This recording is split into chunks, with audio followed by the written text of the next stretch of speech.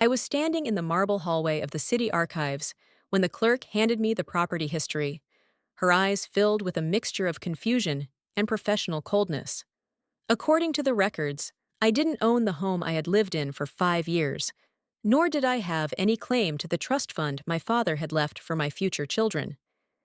Every cent, every brick, and every memory had been signed over to my mother-in-law 6 months ago, during the very week I was recovering from a grueling surgery and drifting in and out of a heavy medicated sleep. The most terrifying part wasn't the theft itself.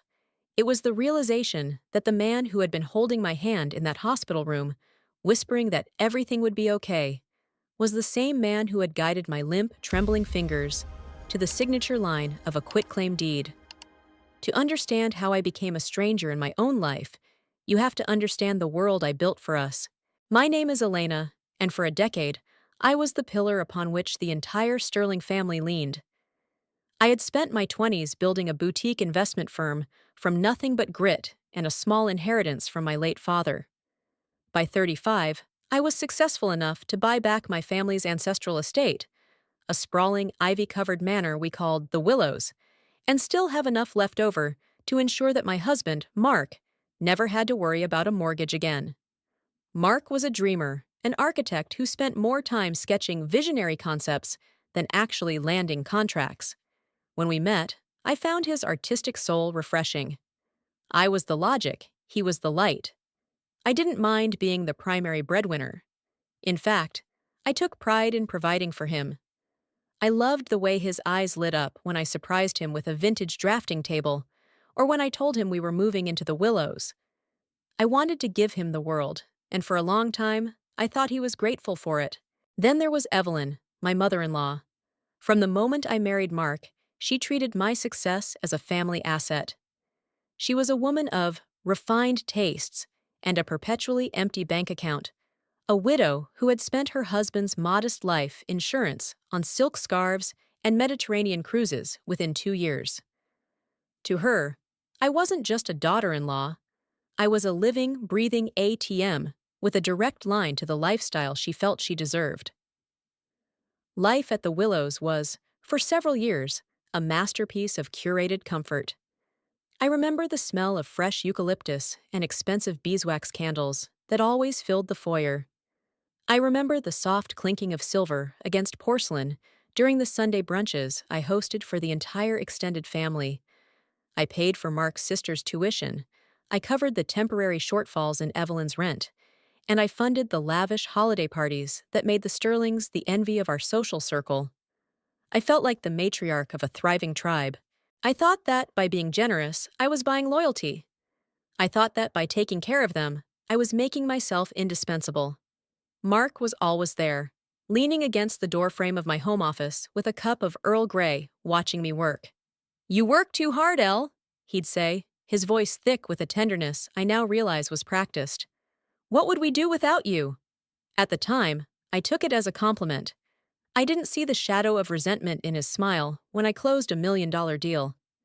I didn't notice how Evelyn would run her fingers over the velvet upholstery of my chairs, her eyes narrowing as if she were mentally rearranging the furniture to suit her own style. The crack in the foundation appeared 6 months ago. I had been diagnosed with an aggressive but treatable condition that required immediate surgery and a long, painful recovery. During those weeks in the hospital, the world became a blur of white sheets and the rhythmic thumping of heart monitors. Mark was a constant presence. He was there when I woke up, smoothing my hair, telling me to rest, telling me that he would handle the paperwork so I wouldn't have to stress about the business or the house. Evelyn was there too, surprisingly helpful, bringing me homemade soups and insisting on staying at the Willows to keep things running. I felt a surge of genuine love for them. I felt lucky. I remember one afternoon, the sun was hitting the hospital window at a sharp angle, and I was drifting on a cloud of painkillers. Mark leaned over me with a stack of documents. "Just some insurance stuff, honey," he'd whispered, his breath smelling of the peppermint tea I'd bought him. "And a few authorizations for the estate maintenance while you're out of commission. Don't worry about reading the fine print. I've already gone over it with the lawyer. Just sign here so we can keep the lights on." I trusted him. Why wouldn't I? He was my husband. I signed where he pointed. My hand clumsy and weak, my mind too foggy to wonder why an insurance form required a notary. A friend of Evelyn's, as it turned out, to stand in the corner of the room, watching us with a clinical, unblinking gaze. When I finally came home, the air in the willows felt different. It was subtle at first. The scent of my favorite eucalyptus candles had been replaced by Evelyn's heavy, cloying rose perfume. My home office, usually my sanctuary, was being used as a storage room for Evelyn's overflow of shopping bags. When I asked Mark about it, he just kissed my forehead and told me I was being sensitive because of the medication. Mom's just helping out, Elle. Let her feel useful. She's done so much for us while you were sick. I tried to let it go. I tried to sink back into my old life, but the peace felt brittle. Evelyn started making comments about the high cost of upkeep on the house, suggesting that perhaps a change in management was necessary. She started talking to the gardening staff as if they reported to her, not me. And Mark, my sweet, supportive Mark, started looking at me with a strange, nervous energy, as if he were a man waiting for a bomb to go off, wondering if he was far enough away to survive the blast. The silence in our marriage grew. It wasn't the comfortable silence of two people who knew each other's souls. It was the suffocating silence of a secret held under the tongue. I told myself I was being paranoid. I told myself that the surgery had left me cynical. But the feeling in my gut, that cold, twisting sensation of being hunted in my own home, only grew stronger with every passing day. I didn't know then that the woman I was feeding and the man I was loving had already stripped me of everything but the clothes on my back. The first real chill didn't come from the changing season, but from a simple, mundane task: paying the quarterly property taxes. I sat in my office, or what was left of it, trying to find the bill that usually arrived like clockwork in the first week of October. The desk drawers, once organized with surgical precision, were a jumble of Evelyn's knitting patterns and Mark's discarded sketches. "Mark!" I called out, my voice echoing through the hallway. "Have you seen the tax bill for the Willows? It should have been here days ago." He appeared in the doorway, but he didn't step inside. He stayed in the shadows of the hall, fiddling with his wedding ring. "Oh, that? Don't worry about it, Elle. I took care of it. You're still recovering, remember?" The doctor said no stress. "I'm fine, Mark. I've been back at the firm for 3 weeks, and I like to keep the records straight. Where did you put the receipt?" He laughed, a dry, nervous sound that didn't reach his eyes. "It's in a safe place, somewhere you won't have to look at it and think about money. Why don't you go lie down? I'll make some of that chamomile tea you like." I felt a prickle of unease. Mark had never been interested in taking care of the bills. He usually handed them to me with a sheepish grin, calling me the Minister of Finance. This sudden protectiveness felt less like care and more like a curtain being drawn. A few days later, I was in the kitchen when I heard Evelyn's voice drifting from the sunroom. She was on the phone, her tone uncharacteristically sharp and authoritative. "No, the marble needs to be Carrera," she was saying. "And tell the contractor we want the demo to start on the south wing next month. It's a family estate now, and it needs to reflect our stature. My son has already cleared the funds." I froze, the kettle in my hand mid-pour. The south wing was my private library, the room where I kept my father's first editions and the mahogany desk he'd left me. I hadn't authorized any renovations. I hadn't even discussed them. When she walked into the kitchen and saw me, she didn't look guilty. She just smoothed her silk skirt and gave me a tight, pitying smile. "Oh, Elena, I didn't hear you. You're looking pale. Are you sure you're taking your vitamins?" "Evelyn, I heard you talking about the South Wing. What demo? What funds?" She waved a manicured hand dismissively. "Just some long overdue improvements, dear. Mark and I agreed that since we're all living here now, the house needs to evolve. You've been so focused on your little business, we didn't want to bother you with the domestic details." "My little business pays for this house," I said. my voice trembling with a sudden hot flash of anger. And nothing happens to this estate without my signature. Evelyn's smile widened, but her eyes remained as cold as flint. Of course, dear. Whatever makes you feel better. Why don't you go have a nap? You get so irritable when you're tired. That night, the air in our bedroom was thick with unspoken words. Mark was already in bed, pretending to read a book, but I could see his eyes darting back and forth across the same line. Mark, I said, sitting on the edge of the bed. Your mother is talking about renovating the south wing. She said you cleared the funds. What is she talking about? He didn't look up. She's just excited, Elle. You know how she gets. She's always wanted a say in the house decor. I just told her we'd look into it. She said the demo starts next month, and she called it a family estate. Not my estate, not our house, a family estate. Mark finally looked at me, and for a second, I saw it. A flicker of something that looked like pity. Or maybe it was just the shame of a man who had already sold his soul. Elena, you've always been so territorial about the money.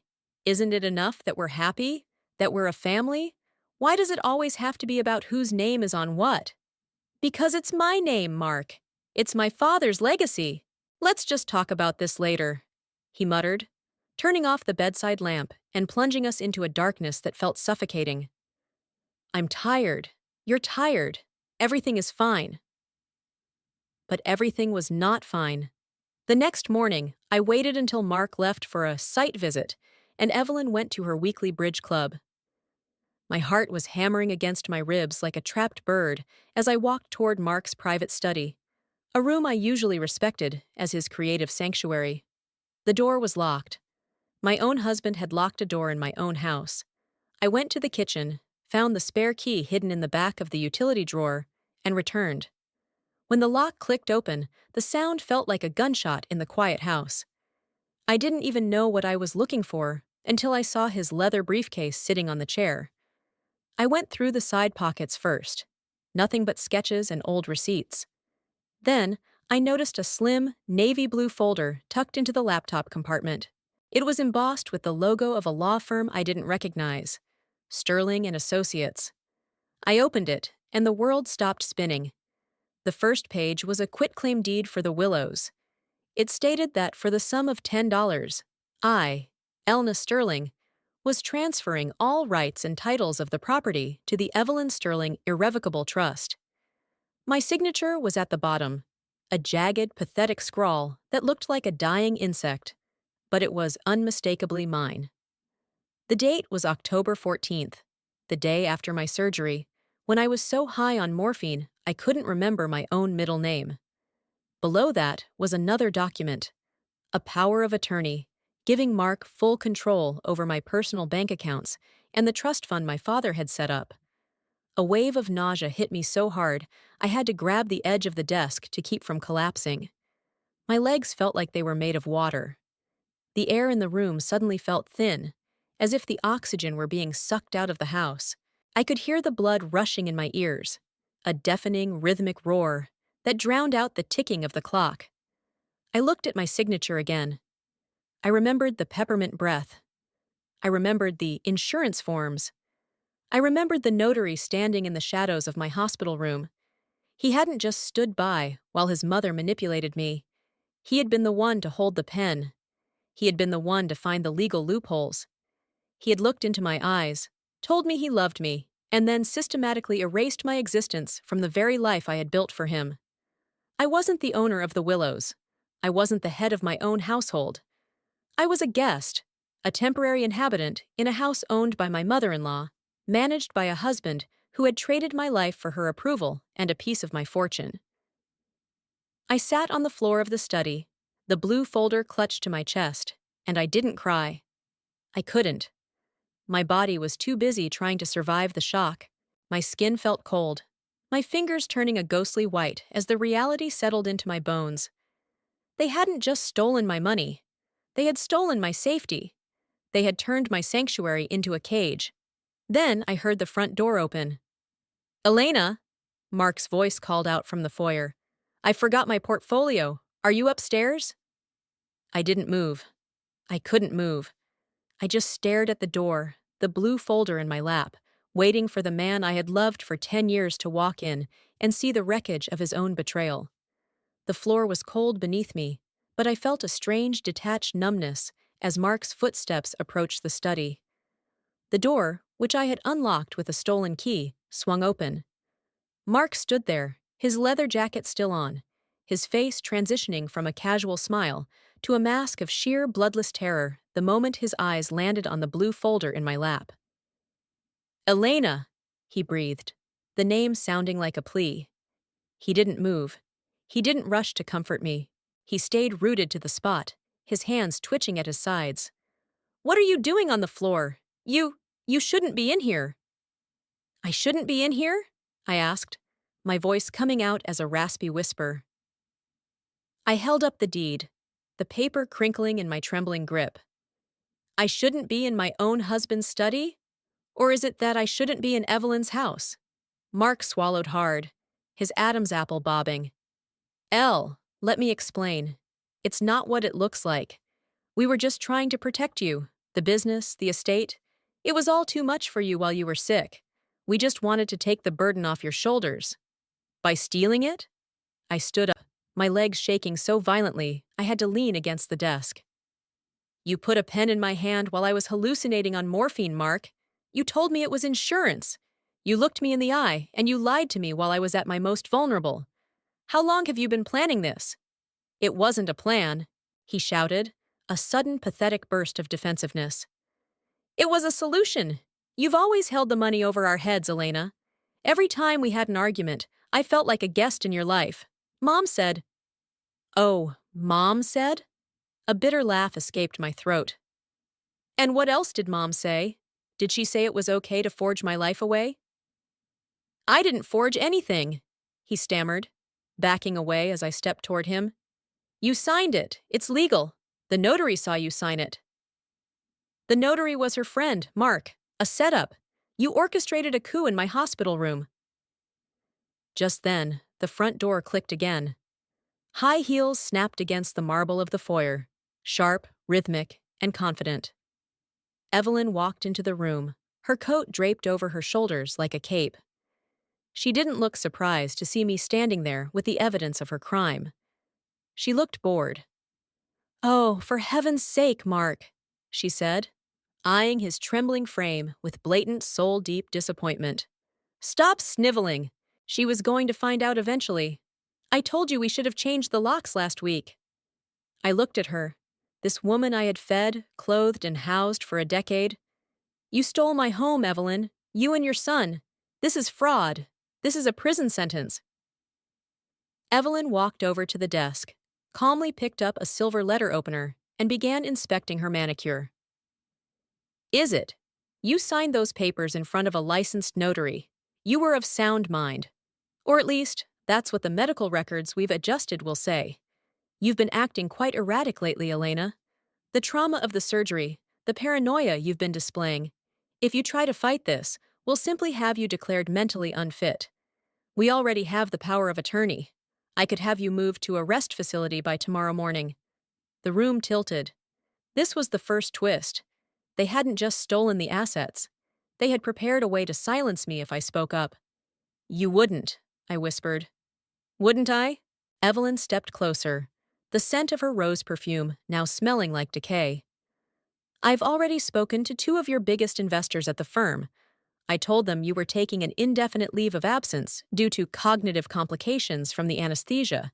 They were very concerned. They've already agreed to let Mark sit in on the board meetings as your proxy." A second wave of nausea hit me.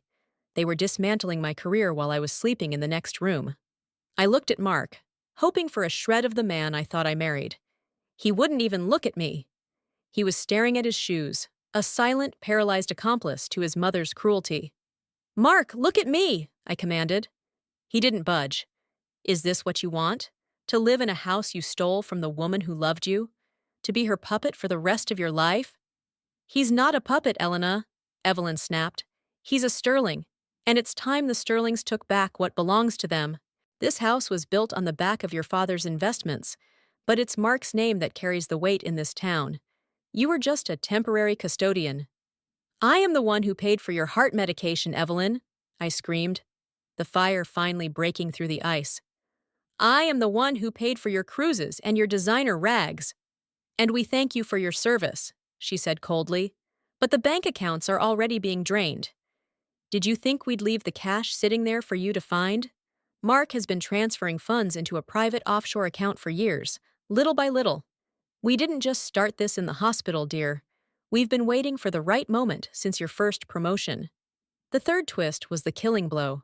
Mark hadn't just betrayed me in a moment of weakness or greed during my illness. He had been skimming from our lives for years. Every "I love you," every anniversary dinner, every plan for the future had been a lie designed to keep the ATM running until they could take the whole machine. You've been stealing from me for years? I asked, my voice dropping to a low, dangerous level. Mark finally looked up, his eyes glassy. I needed something of my own, Elle. You made everything so easy. I felt like I was drowning in your success. So you decided to murder mine? Evelyn checked her watch. Enough of this melodrama. Elena, you have two choices. You can stay here, in the guest suite, and keep your mouth shut while we manage the family affairs. You'll have a comfortable life, provided you don't cause trouble. Or you can try to fight us, and I will make sure you spend the next 5 years in a psychiatric ward, stripped of your license to practice and your reputation. Mark, take that folder from her. Mark stepped forward, his hand reaching out tentatively. Elle, just give it to me. Let's not make this worse. As his hand brushed mine, something inside me snapped. It wasn't a hot, screaming rage. It was the click of a lock falling into place. The man I loved was dead. The woman I had supported was my enemy. And I was standing in a house that no longer belonged to me, surrounded by thieves. Don't touch me, I said, my voice as sharp as a razor. I pulled the folder back. Mark! Evelyn barked. Get the papers! He lunged for them, but I was faster. I backed out of the study, the adrenaline finally overriding the weakness in my limbs. You think you've won because you have a piece of paper and a crooked notary? I looked from Evelyn's smug face to Mark's cowardly one. You forgot one thing. I didn't build this empire because I was lucky. I built it because I'm better at this game than both of you combined. You have nothing! Evelyn shouted as I reached the front door. No house, no money, no husband. I have the one thing you'll never have, Evelyn, I said, my hand on the heavy brass knob of the front door. I have the truth, and unlike you, I know exactly how to use it. I slammed the door behind me, the sound echoing through the hollow shell of the willows. I didn't have a car, the keys had been misplaced, and I didn't have my purse. I began to walk down the long gravel driveway in the pouring rain, my hospital-weakened body screaming in protest. But with every step, the fog in my mind cleared. The victim was staying behind in that house. The woman walking away was someone they hadn't accounted for. I walked for 2 miles in the freezing rain before I reached a 24-hour diner. My clothes were soaked through, my surgical scars ached with a dull, throbbing heat, and my breath came in ragged gasps. But as I sat in a vinyl booth, nursing a cup of black coffee that tasted like burnt earth, the trembling stopped. It was replaced by a cold, crystalline clarity. My father used to say that the most dangerous person in the room isn't the one with the loudest voice, but the one with nothing left to lose. I didn't call the police yet. I called Silas. He was my father's oldest friend and the meanest corporate litigator in the state. When he picked me up 20 minutes later, his face went from concern to a terrifying, quiet fury as I told him everything. They think they've been clever, Elena, Silas said, his voice a low rumble as he drove me to a safe house he kept for high-stakes witnesses. But greed makes people sloppy. They think they've erased you. They forget that you are the one who built the system they're trying to use. For the next week, I became a ghost. I didn't go back to the Willows. I didn't answer Mark's increasingly frantic texts, first pleading for me to come home, then threatening to have me committed. I stayed in a room filled with law books and glowing computer screens. We discovered that the notary, Evelyn's bridge partner, had been under investigation for document fraud 3 years ago. We found the digital trail of Mark's offshore accounts. He was arrogant, but he wasn't a tech genius. He had used a VPN that I had originally set up for our home network. I had the master logs. The moment of transformation happened on the fifth night. I was looking at a photo of Mark and me on our wedding day. I realized I wasn't mourning a marriage. I was mourning a fiction. I took the photo, placed it face down on the desk, and felt the last shred of my heart turn to steel. I wasn't going to just take my house back. I was going to dismantle their world. The retribution began on a Tuesday evening. Evelyn was hosting a celebration of the Sterling legacy at the Willows. She had invited the local socialites, the board members of my firm, and even the press. She wanted to solidify her position as the new matriarch. I waited until the main course was being served. I walked through the front door, wearing the most expensive silk suit I owned, the one I'd bought when I closed my first $10 million deal. I didn't look like a woman recovering from surgery. I looked like an executioner. The room went silent as I stepped into the dining hall. Evelyn, draped in my mother's vintage pearls, dropped her wine glass. It shattered against the hardwood floor. "Elena!" she gasped, her face turning a sickly shade of gray. You're supposed to be in the clinic. Mark, call the doctor. She's had a breakdown." Mark stood up, his face ghostly white. He looked at me, then at his mother, his mouth opening and closing like a fish gasping for air. "Sit down, Mark," I said, my voice cutting through the room like a blade. "And Evelyn, take off those pearls. They don't belong to a thief." "How dare you?" Evelyn shrieked, looking at the shocked guests. "She's delusional. The surgery affected her mind."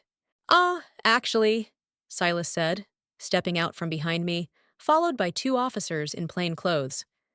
"The only thing affected here is the legality of your trust. We have a sworn statement from your notary, Evelyn. She was quite talkative once she realized she was facing 15 years for racketeering." I walked to the head of the table, leaning down until I was inches from Evelyn's face. The smell of her rose perfume was suffocating, but I didn't flinch. "You thought I was the ATM, Evelyn, but you forgot that an ATM keeps a record of every single transaction. I have the logs of every dollar Mark moved. I have the video from the hospital security feed showing you whispering in my ear while I was unconscious. And I have the rescission of the deed, signed by a judge 2 hours ago." Evelyn turned to Mark, her claws sinking into his arm. "Mark, do something! Tell them she's lying!" Mark looked at me. For a long, agonizing minute, the room was so quiet you could hear the rain tapping against the windows. This was the man I had supported, the man I had adored. He looked at the police, then at his mother, and finally at me. He didn't defend her. He didn't defend me. He simply sat back down and covered his face with his hands, a broken, silent coward who had finally run out of shadows to hide in. "Mark, say something," I whispered, the finality of the moment hitting me. "Just once in your life, be a man." He didn't look up. He didn't utter a word. His silence was the loudest confession I'd ever heard. The aftermath was a whirlwind of blue lights and legal filings. Evelyn was escorted out in handcuffs, screaming about her rights and the ungrateful girl who had ruined her. Mark wasn't arrested that night, but the civil suits we filed the next morning ensured he would never see a cent of sterling money again. He was evicted from the Willows by the end of the week, moving into a studio apartment paid for by the meager remains of a bank account I chose not to seize. A final, bitter act of charity. A year has passed since the night the world broke, and I put it back together. I'm sitting on the veranda of my new home, a glass-walled villa overlooking the ocean, far away from the ivy and the ghosts of the willows. I sold the estate. I didn't want to live in a mausoleum of betrayals. The firm is thriving. My health is back, stronger than before. Sometimes in the quiet moments of the evening, I think about the girl who used to think that love was about giving until you were empty. I don't miss her. Evelyn is serving a reduced sentence for fraud. Her refined tastes, now limited to a prison canteen. Mark sends letters sometimes, filled with apologies and memories of the good times. I never open them. They go straight into the fireplace, their ashes joining the cold air. I sip my tea, watching the sun dip below the horizon. The peace is no longer brittle, it is earned. I realized that they didn't just try to steal my money, they tried to steal my belief in my own strength. They failed. A house is just stone and mortar, and a name is just a collection of letters. I don't need a legacy built on someone else's back. I built my own world once, and now I've built it again. But this time, I'm the only one who holds the keys. Because at the end of the day, the only person who can truly take care of you is the one you see in the mirror.